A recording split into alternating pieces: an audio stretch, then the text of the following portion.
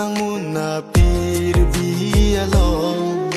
bon ta mang mun ka he man ki pleng un elo bon sing ve a kang hon nang hin lo ni kay along e arta ke da